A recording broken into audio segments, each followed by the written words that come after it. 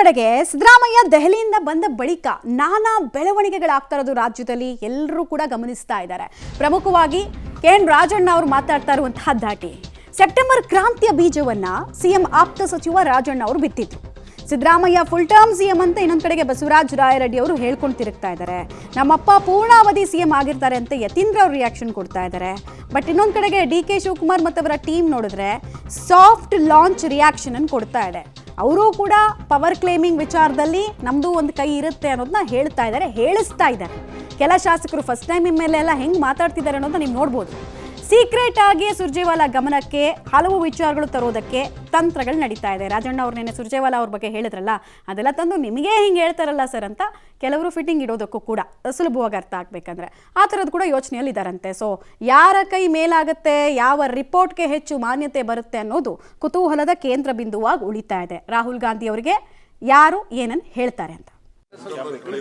ರಾಜ್ಯ ರಾಜಕೀಯ ಆಗಸ್ಟ್ ಕ್ರಾಂತಿ ಅಂತ ಕೇಳಿಲ್ವಾ, ಮೇ ಕ್ರಾಂತಿ ಕೇಳಿಲ್ವಾ, ಹಂಗೆ ಇದು ಒಂದು ಕ್ರಾಂತಿ ಸೆಪ್ಟೆಂಬರ್ ಅಲ್ಲಿ. ಅದೆಲ್ಲ ಮೊದಲೇ ಹೇಳಿದ್ರೆ ನಿಮಗೆ ಆಸಕ್ತಿ ಹೋಗ್ಬಿಡ್ತೈತೆ. ಅದಕ್ಕೋಸ್ಕರ ನಿಧಾನವಾಗಿ ಮಾಡೋಣ. ಡೆವಲಪ್ಮೆಂಟ್ಸ್ ಅಂತ ಹೇಳಿದ್ದಾರೆ.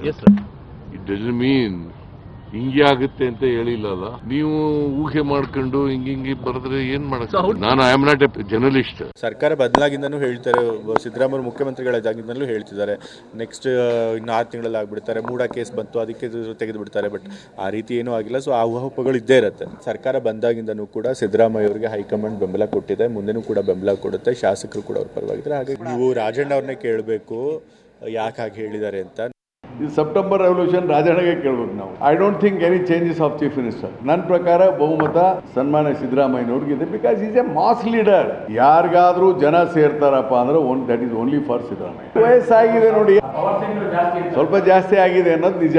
ಅವ್ರದ್ದು ಇವ್ರದ್ದು ಕೇಳಲೇಬೇಕಲ್ಲ. ಏನು ಆಗಲ್ಲ ರೀ, ಇನ್ನು 2 ವರ್ಷ 9 ತಿಂಗಳ ಸರ್ಕಾರ ಇರುತ್ತೆ. ಸಿದ್ದರಾಮಯ್ಯ ಮುಖ್ಯಮಂತ್ರಿ ಆಗಿರ್ತಾರೆ 2 ವರ್ಷ 9 ತಿಂಗಳ. ಅದೇ ಈಲ್ಡ್ ಆಗಬೇಡಿ ಅಂತ ಮೊದ್ಲಂಗೆ ಆಗ್ರಿ ಅಂತ ನಾವು ಅಡ್ವೈಸ್ ಮಾಡ್ತಾ ಇದ್ದೀವಿ.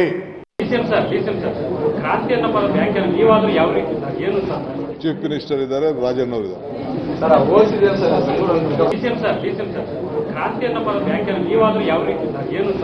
ಚೀಫ್ ಮಿನಿಸ್ಟರ್ ಇದ್ದಾರೆ, ರಾಜಣ್ಣ ಅವರು ಇದ್ದಾರೆ.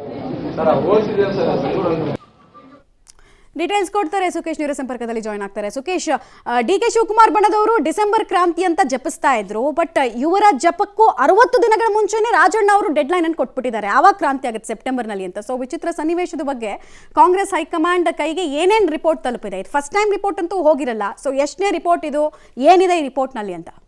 ಇಂಥ ಸಾಕಷ್ಟು ವರದಿಗಳು ಆಗಾಗ ಹೋಗ್ತಾನೆ ಇರುತ್ತೆ. ಹಾಗಾಗಿ ಈಗಿನ ಬೆಳವಣಿಗೆ ಅದು ರಾಜಣ್ಣ ಅವರ ಸೆಪ್ಟೆಂಬರ್ ಕ್ರಾಂತಿಯಿಂದ ಹಿಡಿದು ಆನಂತರ ಆಡಿದಂಥ ಮಾತುಗಳಿದೆ. ಅದು ರಾಯರೆಡ್ಡಿ ಅವರು ಹೇಳಿದಂಥ ಪೂರ್ಣಾವಧಿ ಸಿಎಂ ಇರ್ಬೋದು, ಅಥವಾ ನಮ್ಮ ತಂದೆ 5 ವರ್ಷ ಮುಖ್ಯಮಂತ್ರಿ ಆಗಿರ್ತಾರೆ ಅನ್ನುವಂಥ ಯತೀಂದ್ರ ಅವರ ಹೇಳಿಕೆ ಇರ್ಬೋದು, ಅಥವಾ ಬೇರೆ ಬೇರೆ ನಾಯಕರುಗಳು ಕೊಟ್ಟಂಥ ಪಕ್ಷದ ವಿಚಾರದಲ್ಲಿ ಅಥವಾ ಸರ್ಕಾರದ ಅನುದಾನದ ವಿಚಾರದಲ್ಲಿ ಸೇರಿದಂತೆ ಬೇರೆ ಬೇರೆ ಬೆಳವಣಿಗೆಗಳಿದ್ದಾವೆ. ಹಾಗಾಗಿ ಎಲ್ಲ ವಿಚಾರಗಳು ಒಂದೊಂದು ಹಂತದಾಗಿ ವರದಿಗಳಾಗಿ ಹೋಗ್ತಾನೆ ಇರ್ತವೆ. ಆದರೆ ಸುರ್ಜೇವಾಲಾ ಬಂದ ಈ ಸಂದರ್ಭದಲ್ಲಿ ಪವರ್ ಶೇರಿಂಗ್ ಸಂಬಂಧಪಟ್ಟಂತೆ ಅಥವಾ ಅಧಿಕಾರ ಹಂಚಿಕೆ ಸಂಬಂಧಪಟ್ಟಂತೆ ಆಡಿದ ಮಾತುಗಳು ಪ್ರಾಮುಖ್ಯತೆಯನ್ನು ಕೂಡ ಪಡೆದುಕೊಳ್ಳುತ್ತೆ. ಯಾಕಂದ್ರೆ ಮಾತನಾಡಬಾರ್ದು ಯಾರು ಕೂಡ, ನಿಮ್ಮ ಕೆಲಸ ನೀವು ಮಾಡ್ಕೊಂಡು ಹೋಗಬೇಕು ಅನ್ನುವಂಥ ಸೂಚನೆಯನ್ನು ಎಐಸಿಸಿ ಅಧ್ಯಕ್ಷರು ಕೊಟ್ಟ ನಂತರದಲ್ಲೂ ಕೂಡ ರಾಜ್ಯದಲ್ಲಿ ಮಾತು ನಿಂತಿದೆ ಅಂತ ಹೇಳಲಿಕ್ಕೆ ಸಾಧ್ಯ. ಕೆಲವು ದಿನಗಳ ಮಟ್ಟಿಗೆ ತಣ್ಣಗಾಗುತ್ತೆ ಮತ್ತು ಮುನ್ನೆಲೆಗೆ ಬರುತ್ತೆ, ಕೆಲವು ದಿನಗಳ ಮಟ್ಟಿಗೆ ಎಲ್ಲರೂ ಸುಮ್ಮನೆ ಆಗ್ತಾರೆ ಮತ್ತೆ ಮಾತಾಡ್ತಾರೆ. ಇಂತಹ ಪರಿಸ್ಥಿತಿ ಇರೋದ್ರಿಂದ ಅದನ್ನು ಹೇಗೆ ಸರಿಪಡಿಸಬೇಕು ಅನ್ನುವಂಥದ್ದು ಒಂದು ಸವಾಲಾದಂತೆ ಕಾಣಿಸ್ತಾ ಇದೆ, ಅದು ಕಾಂಗ್ರೆಸ್ ಹೈಕಮಾಂಡ್ ಪಾಲಿಗೆ.